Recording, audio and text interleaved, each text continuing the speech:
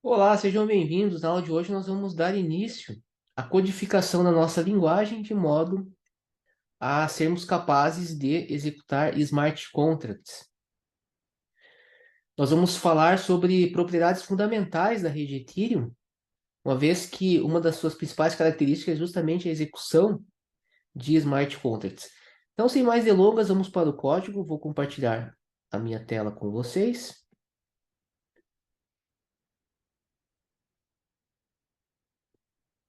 Perfeito. Então, observe que eu tenho aqui um arquivo, um arquivo index.js. E a primeira coisa que nós vamos construir é a classe. A classe ela vai abstrair uma série de propriedades. E eu peço que você preste muita atenção, porque são propriedades fundamentais da rede Ethereum e da nossa linguagem de programação. Então eu vou criar aqui uma classe chamada de interpreter. E no construtor da classe nós vamos ter uma série de elementos que vão praticamente definir todo o nosso trabalho. Vou falar sobre cada um deles. Bem, o primeiro, a Ethereum ela é conceituada como uma máquina de estado. E esses estados eles são alterados por meio de transações, conforme nós podemos observar no Yellow Paper. O que é o estado? O estado nada mais é do que a totalidade de informações que estão sendo representadas pela rede Ethereum em um determinado momento no tempo. Você pode pensar, por exemplo, imagine uma pessoa que está fazendo um desenho e de repente você tira uma foto. Ali você tira uma foto do estado. E o mesmo você pode aplicar no âmbito da rede Ethereum, porém a quantidade a informação, o tipo de informação é diferente. A Ethereum, ela tem como principal característica a execução descentralizada de instruções, que nós chamamos de opcodes, e é justamente essa execução descentralizada. Por que descentralizada? Porque é uma execução que é realizada por computadores que estão em diversas partes do mundo e fazem isso de forma coordenada segundo regras de um determinado protocolo. Isso traz a característica de computação descentralizada. Então, muitos falam que a Ethereum ela é um computador descentralizado.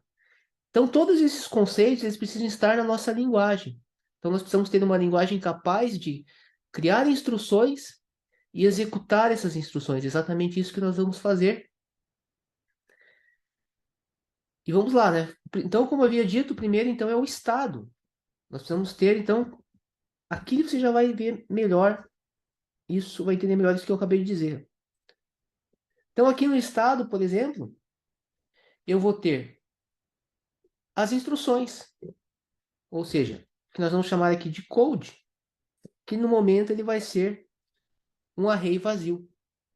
Então, perceba que aqui justamente vou ter as instruções, ou seja, eu vou ter o smart contract. Então, aqui dentro do code que vai estar o smart contract, que é aquele conjunto de instruções. Nós vamos iniciar com instruções bem básicas, como de soma, subtração, divisão, até irmos para mais complexas.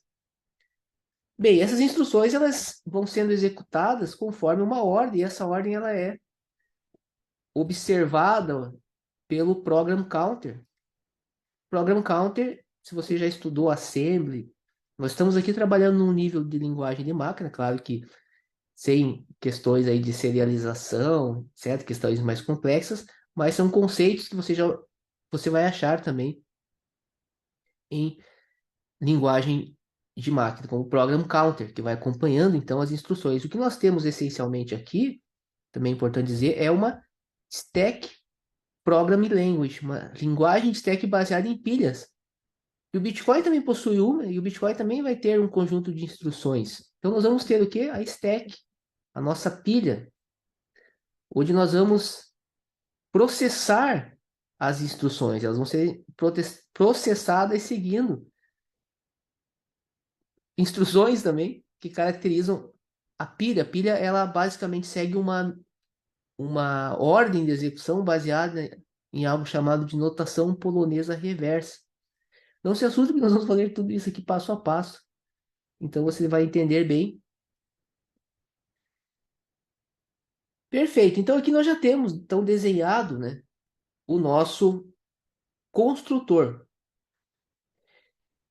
Eu acho que agora, com essa visão, então, o que que acontece aqui, né? Nós temos o stack, onde nós vamos basicamente colocar informações com base nas instruções que vão estar aqui no code, e o resultado final, que vai ser processado na stack, vai ser armazenado, então, no state. Isso tudo seguindo estruturas mais complexas, que nós vamos ver mais à frente, como árvores. Mas nesse momento é importante você ter, então, esta visão. Isso tudo vai sendo, então, nós vamos sempre atualizando o program counter, ou seja, vamos executando instrução após instrução, de modo a alterar, no final das contas, o estado. Perfeito? Então, aqui nós temos a estrutura básica. Na próxima aula, nós vamos começar, então, vamos falar um pouco mais sobre os opcodes e vamos dar seguimento à construção da nossa linguagem. Aguardo vocês na próxima aula. Grande abraço.